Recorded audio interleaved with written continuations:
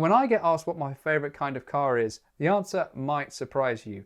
No, it's not a Porsche. No, it's not a Ferrari. It is the humble hot hatch. So in today's episode, I'm going to show you 5 hot hatches that you can get under £3,000. Coming in at number 5, the MG ZR 160. Now this is a future classic. Take a lightweight chassis that's been well set up from the factory, put in a 1.8 litre K-series engine that pushes out 160 brake horsepower, and you've got a really fun hot hatch. Like any MG Rover product, you need to make sure that it's not rusty and the cooling system's in good shape.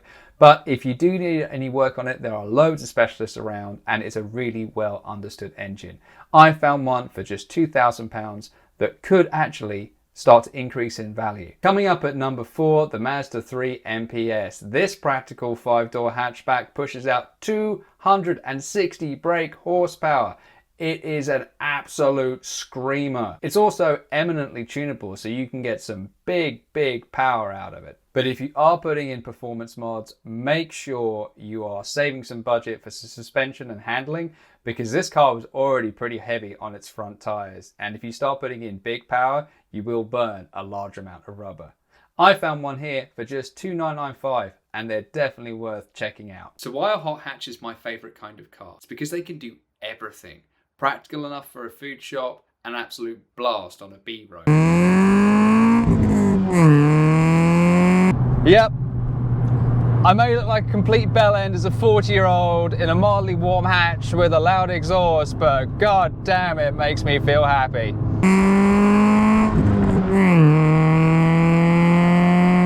And because hot hatches are based on run-of-the-mill cars, the parts are much cheaper. And they always have a practical boot. Check out the amount of crap I can fit in mine.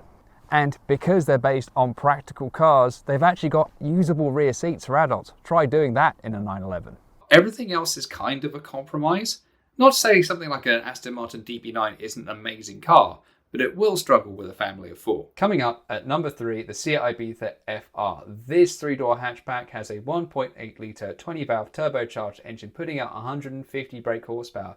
It's also an engine that is used across a whole swathe of Volkswagen Audi Group vehicles, so it's really well known. Parts availability is excellent, and it is really tunable. So you can get some big power really easily. With the remap, you can probably push to 180 or 200 brake horsepower before you do anything else. It is a fantastic engine. It's also really lightweight, and it's one of the smallest cars on this list, so it's even going to be a doddle to park in town. I love Ibizas. I've owned one before. They're fantastic little cars and great to drive. Coming in at number 2, the Civic Type R. Now this is what people think when they think of a hot hatch. It is a revvy engine with a beautiful 6-speed gearbox. The EP3 is probably the most well-loved hot hatch that Honda has ever made. Unfortunately, I'm not talking about that. I'm talking about the FN2, which is its slightly larger, slightly fatter brother.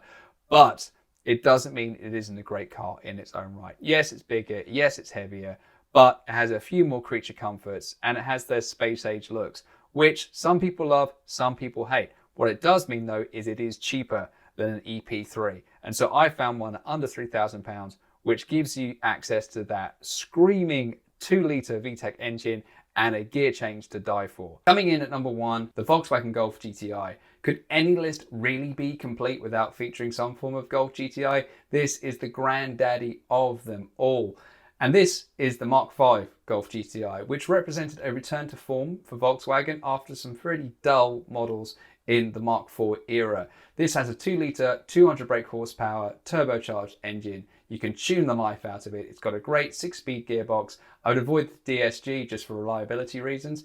And it's still a Golf, which means there's a practical, well-built car. So those are my top 5 budget hot hatches. What do you think? Would you pick one of those, or is there another hot hatch that you would choose? Let me know in the comments. Drop me some info. I'd love to hear from you.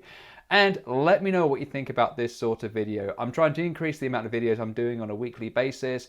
Is there a topic you'd like me to cover? Let me know in the comments. If you haven't subscribed already, please consider subscribing. It really does help small channels like this one.